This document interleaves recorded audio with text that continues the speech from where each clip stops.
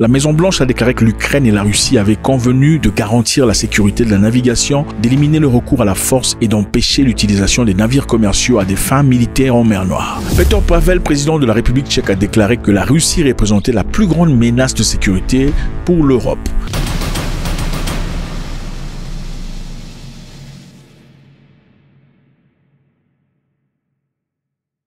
Alors les amis, voilà ce qui s'est passé aujourd'hui. Aujourd'hui, il s'est passé des choses très intéressantes dans cette guerre entre la Russie et l'Ukraine. On est en train de bouger vers une direction plus ou moins positive. Mais on va quand même ensemble essayer d'étudier ce qui a été dit et essayer de voir dans quelle direction nous sommes en train de partir. La Maison-Blanche a déclaré que l'Ukraine et la Russie avaient convenu de garantir la sécurité de la navigation, d'éliminer le recours à la force et d'empêcher l'utilisation des navires commerciaux à des fins militaires en mer Noire. Donc très important, la mer Noire est là. Très important pour la Russie et l'Ukraine, c'est un endroit névralgique pour l'économie des deux pays. Donc ils se sont convenus jusque-là d'éviter quelconque atrocité ou hostilité dans cette région. Premièrement, nous avons convenu qu'il pouvait y avoir un cessez-le-feu maritime et une navigation libre. Vous le savez déjà, en principe. Il est de leur responsabilité de garantir la sécurité dans la mer Noire et aussi d'empêcher l'utilisation des navires commerciaux pour de fins de guerre. Parce que quand vous faites ça, ça crée de la confusion. En fin de compte, on ne sait pas qui cibler. En général, dans une guerre, on essaie de cibler ce qui est militaire et pas ce qui est civil. Mais à partir du moment où on commence à mélanger les choses, ça devient très compliqué. Alors là, il y a des possibilités de cibler des innocents sans vraiment le savoir. Alors ce qui est intéressant dans cette histoire, ils se sont convenus d'arrêter de faire usage de navires commerciaux pour de fins de guerre. Les deux pays ont également convenu d'élaborer des mesures visant à interdire des frappes contre les installations énergétiques russes et ukrainiennes. Il y a 1 million de questions. Je le pense sincèrement. Il y aura des millions de questions et de détails. Mais aujourd'hui, c'est ce qui semble se passer. Aucun des deux camps n'utilisera d'armes contre le système énergétique de l'autre. Vous savez, dans la guerre, généralement, en tout cas quand ça commence, dans la guerre moderne, on essaie toujours de cibler les infrastructures énergétiques. Pourquoi ? Parce que c'est essentiel pour la communication de son ennemi. Et l'une des meilleures façons de réduire la capacité de son ennemi, c'est de toucher son appareil de communication. Généralement, les Américains, quand ils vont en guerre, la première chose, c'est balancer des bombes sur des infrastructures énergétiques. Donc, couper le courant, couper les sites de communication et tout le bazar. Ensuite, après avoir ramolli le pays, c'est là qu'on envoie des militaires sur terre. Donc, ces deux pays, l'Ukraine et la Russie, se sont convenus d'arrêter de bombarder leurs infrastructures énergétiques. L'une des principales priorités de Kiev dans les récentes négociations de cessez-le-feu avec les États-Unis en Arabie Saoudite concernait le retour des enfants ukrainiens illégalement déportés en Russie, a déclaré le président Volodymyr Zelensky. Donc, ce qu'il y a là, M. Zelensky veut le retour des enfants qui ont été bougés vers la Russie. En effet, au début de la guerre, à l'entrée de la Russie dans Donetsk, Louhansk, Crimée, il a été rapporté que plus de 16 000 enfants ont été bougés physiquement, c'est-à-dire ont été déplacés vers la Russie. Et avec ça, il y a eu beaucoup d'allégations de déportation forcée. D'après l'Ukraine, il paraîtrait que ces enfants ont été pris de force, ont été forcés en Russie, dans des orphelinats, et certains ont été adoptés dans des familles russes.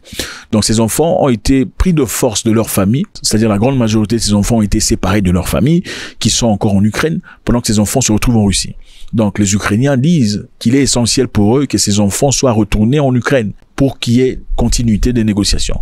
Par la même occasion, les Russes ont défendu leur cause en disant que cette partie russophone ukrainienne n'était pas tout à fait appréciée par Zelensky. Voilà pourquoi les forces de M. Zelensky ont bombardé sans vraiment vous regarder, sans tenir compte de la présence des gens, sans tenir compte de la présence des civils dans cette région. Et c'est la raison pour laquelle les Russes avaient décidé de bouger ces enfants, de les emmener en Russie dans l'objectif de les protéger. Alors là, on ne sait pas tout à fait qui dit la vérité, qui manque. Est-ce M. Zelensky qui dit que les Russes ont pris ces enfants de force pour leur imposer un système russe et le russe et la culture russe et les forcer dans des familles russes, certains insérés dans des orphelinats managés par l'État et d'autres dans des familles tirées sur le volet? Ou bien est-ce la théorie russe où on dit que les Ukrainiens, puisqu'ils n'aiment pas les russophones ukrainiens, ont commencé à bombarder sans tenir compte de la présence des civils, alors les Russes ont décidé de protéger ces enfants en partant. Je vous rappelle aussi ici que c'est l'une des raisons pour lesquelles on avait interpellé M. Poutine à l'ICC, comment vous appelez ça, à la Cour de justice internationale, au Cour pénale internationale qui ne vaut pas grand-chose malheureusement, où on a lancé un mandat d'arrêt international contre M. Poutine pour avoir déplacé les enfants. International Criminal Court has issued 2 warrants of arrest in the Ukraine situation for Vladimir Putin, President of the Russian Federation, and for Maria Lvova-Belova. dans l'Ukraine exige le retour de ses enfants. Faudrait-il le retourner ou pas?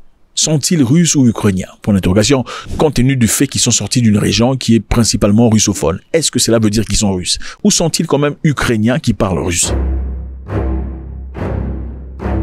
Les États-Unis ont également déclaré qu'ils contribueraient à rétablir l'accès de la Russie au marché mondial des exportations de produits agricoles, d'engrais et à réduire le coût d'assurance maritime et d'améliorer l'accès aux ports et au système de paiement pour les transactions. Donc, les Américains ont promis, si M. Poutine accepte ce cessez-le-feu pendant 30 jours, il aiderait à pouvoir pousser la Russie à avoir encore une fois accès au commerce international, au système international et aussi avoir des assurances réduites. Parce qu'actuellement, beaucoup d'assurances, en tout cas pour sortir quelconque navire ayant des engrais ou des grains, il faudrait que chaque navire soit assuré. Les assurances sont en train de refuser d'assurer les navires, en tout cas à un prix normal.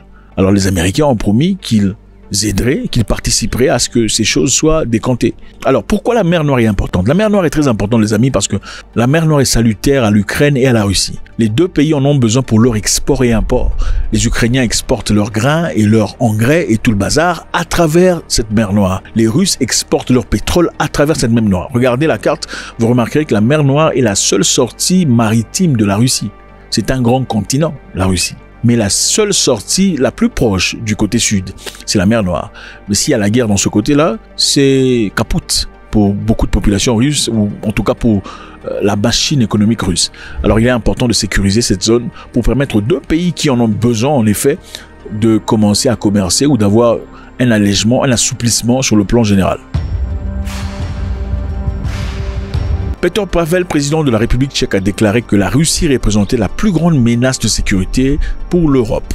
Donc, pour lui, monsieur le président tchèque, la Russie représente la plus grande menace de sécurité contre l'Europe. C'est évidemment la même rhétorique que vous entendez de Emmanuel Macron. La Russie est devenue, au moment où je vous parle et pour les années à venir, une menace pour la France et pour l'Europe.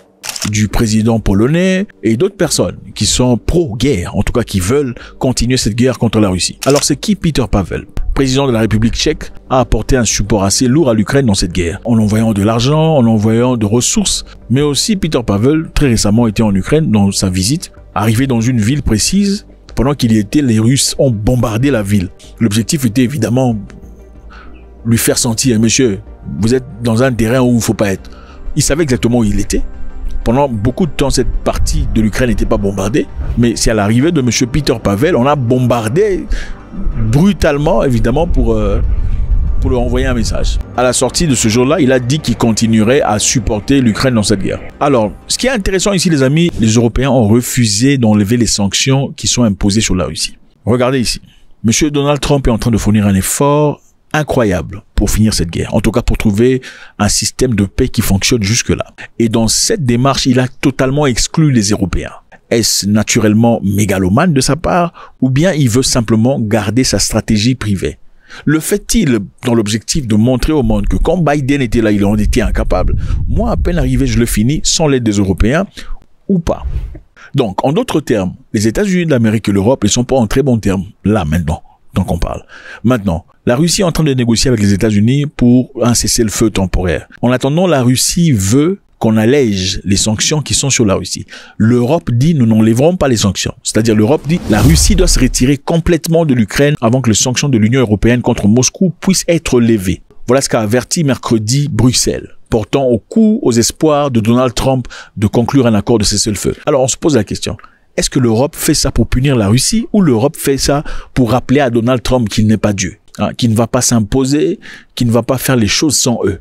Donc, en d'autres termes, les Russes et les Ukrainiens sont peu à peu en train de trouver de solutions, mais les Européens s'y opposent. Vous voyez? Alors, ce qui est intéressant ici, c'est quoi? La Russie affirme que les sanctions doivent être levées avant que le cessez-le-feu maritime en Ukraine puisse commencer. Donc, regardez, ils ont fait tout un travail jusqu'à la fin pour que quelqu'un dise, écoutez, on ne va pas continuer si les cessez-le-feu ne sont pas enlevés. Alors, que demandent les Russes? Les demandes incluent la levée des sanctions contre les banques agricoles publiques de Rosenlosbank et le rétablissement de l'accès des entreprises au système de paiement international SWIFT. La Russie est exclue des SWIFT. SWIFT est un système très important, un système de messagerie et de communication financière qui permet à une banque de communiquer avec une autre. pour faire les transferts, évidemment. Une banque, vous envoyez votre argent, peut-être jusqu'à Pékin. Votre argent arrive parce qu'il y a un système SWIFT. Vous envoyez votre argent au Brésil ou au Maroc, depuis Paris, c'est parce que SWIFT existe. Sans SWIFT, vous en serez incapable. Il vous faudrait marcher ou prendre l'avion pour aller donner l'argent. Alors, la Russie a été exclue dès le début de la guerre du système SWIFT. Aujourd'hui, M. Poutine dit, avant que je n'arrête cette guerre, il faut me rétablir dans SWIFT. Maintenant, la bonne question qui se posait, celle-ci. La Russie est sous sanctions depuis beaucoup de temps. Et les autorités russes ont dit qu'ils n'étaient pas affectés par les sanctions. Alors pourquoi est-ce important pour M. Poutine d'exiger qu'il soit reconnecté sur SWIFT avant d'arrêter cette guerre? Si les sanctions n'ont pas réussi et n'ont pas infligé de dégâts réels, pourquoi M. Poutine insiste à ce qu'il soit rétabli sur SWIFT, avant de faire le cessez-le-feu? Ou bien, ça veut dire peut-être que M. Poutine ne veut pas arrêter la guerre. Et SWIFT est juste une excuse parce qu'il sait que ça sera difficile. Les États-Unis seuls ne peuvent pas rétablir M. Poutine dans la collection SWIFT. Il faudrait un accord des Européens. Parce que SWIFT, c'est pas seulement les États-Unis d'Amérique. SWIFT, c'est toute une panoplie de pays. C'est toute une brochette des nations qui fonctionnent sur SWIFT. Donc, si je dois rentrer sur SWIFT, c'est-à-dire et les Américains et les Européens doivent tous être d'accord pour que j'arrête la guerre. Faites-moi savoir ce que vous en pensez. C'est toujours avec beaucoup de plaisir. God bless.